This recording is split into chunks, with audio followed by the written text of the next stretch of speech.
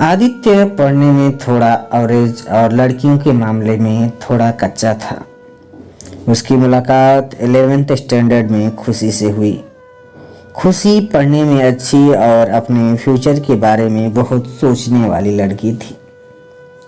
धीरे धीरे 11th खत्म होते होते वो अच्छे दोस्त बन गए थे और 12th में आदित्य ने खुशी से अपने प्यार का इजहार कर दिया, लेकिन खुशी ने इनकार करते हुए बड़े प्यार से उसे समझाया कि इससे हम दोनों की ज़िंदगी खराब हो जाएगी, क्योंकि हम ना ही क्लास में पढ़ाई कर पाएंगे और ना ही घर पर। आदित्य को खुशी की बात थोड़ी बुरी लगी, लेकिन फिर उसे समझ में आ गया कि खुशी सही कह रही है और अपने अपने फ्यूचर और पढ़ाई पर फोकस करना शुरू कर दिया। और अब आदित्य किसी भी लड़की से बात नहीं करता था, यहाँ तक कि खुशी से भी नहीं, क्योंकि उसे लगता था कि वो जब भी खुशी से बात करता है तब उसे अच्छा नहीं लगता था, क्योंकि कुछ दिन पहले तक खुशी उसकी क्रश थी और आज वो उसे रिजेक्ट कर चुकी थी। और आदित्य इन सब बातों को नज़रअंदाज करते हुए अपने इंटरमीडिएट की परीक्षा में मेहनत करके पूरे स्कूल में फर्स्ट आ गया। बाद में आदित्य दिल्ली के एक कॉलेज से बीटेक करने लगा और वहाँ भी वो किसी लड़की से बात नहीं करता था, क्योंकि खुशी ने उससे जो बातें कही थी कहीं न कहीं वो उसके दिल में बैठ गई थी। और जब भी उससे कोई लड़की बात करने आती वो मुंह मोड़ लेता था।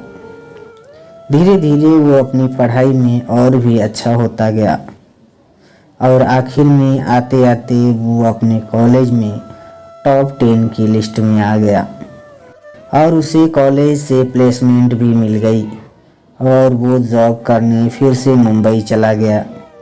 मुंबई एक बहुत ही बड़ा शहर है, जहाँ एक मोहल्ले के लोग दूसरे मोहल्ले वाले को नहीं जानते हैं।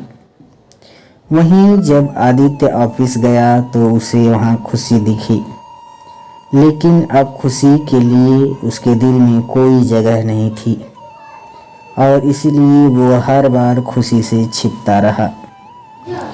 इसलिए नहीं क्योंकि वो उससे नाराज़ था, बल्कि इसलिए क्योंकि वो फिर से खुशी की ज़िंदगी में नहीं आना चाहता था। लेकिन वो कहते हैं ना कि भगवान की मर्जी के आगे किसी की नहीं चलती। एक दिन ऑफिस के कैंटीन में खुशी ने आदित्य को देख लिया और उसके पास जाकर उससे बातें करने लगी। आदित्य के पास भी खुशी से बात करने के अलावा कोई और विकल्प नहीं था। दोनों के दिल में पिछले 4 सालों से जो भी दर्द था उन्होंने एक दूसरे को बताया और खूब सारी बातें की। खुशी ने उससे बिछड़ने के बाद अपने सफ़र के बारे में बताया और आदित्य ने उसके बारे में पूछा, जिसके बाद आदित्य को कहीं न कहीं लगने लगा था कि खुशी गलत नहीं थी और आदित्य को फिर से खुशी से प्यार हो जाता है। कुछ दिन बीतता है और दोनों की दोस्ती और भी गहरी हो जाती है और एक दिन अचानक आदित्य खुशी से बात करते उससे अपने प्यार का इजहार कर देता है, लेकिन खुशी फिर इनकार कर देती है। और जब आदित्य उससे इसकी वजह पूछता है तो वो बताती है कि उसकी शादी तय हो गई है और 1 महीने बाद वो ये जॉब छोड़ देगी। जब ये बात आदित्य को पता चली तो वो एक बार फिर से टूट गया, जिसके बाद वो अपने आप को संभाल नहीं पाया और एक चिट्ठी खुशी के लिए छोड़कर चला गया। और खुशी उस खत को पढ़ती है जिसमें लिखा था, मेरी प्यारी खुशी, मैं तुमसे बहुत प्यार करता हूँ, लेकिन शायद तुम मेरी ज़िंदगी में नहीं हो, इसलिए तो मैंने तुम्हें 2-2 बार खोया है। कोई भी इंसान इतना बदनसीब कैसे हो सकता है कि अपने प्यार को 2 बार खोए। मैं नहीं जानता कि मैं तुमसे दूर रह के जी पाऊंगा कि नहीं, लेकिन अगर तुम्हें किसी और से शादी करते देख लूँगा तो पक्का जी नहीं पाऊंगा। इसलिए मैं तुम्हें और इस शहर दोनों को छोड़ के जा रहा हूँ।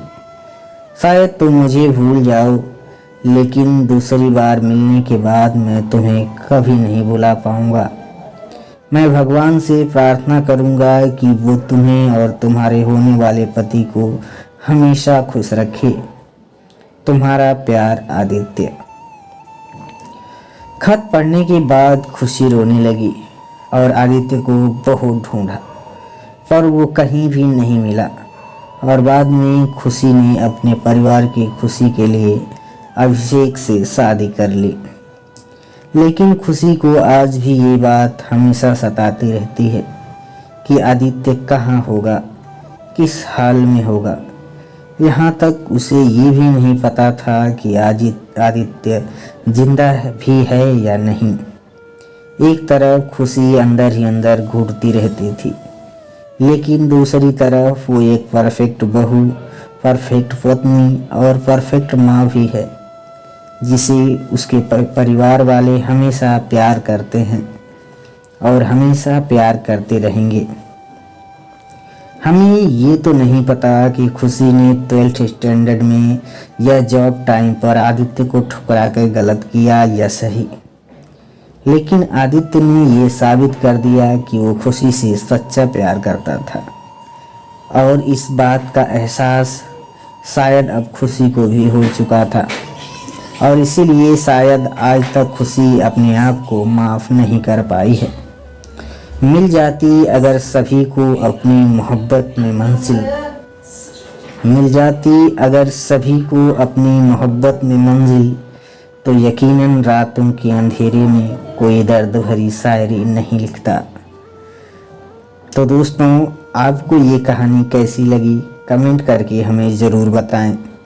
हिंदी किस्सा कहानी के YouTube चैनल पर हम ऐसे ही कहानी लेकर आते रहते हैं, तो इस चैनल को सब्सक्राइब ज़रूर कर लें और बेल आइकन दबा लीजिए।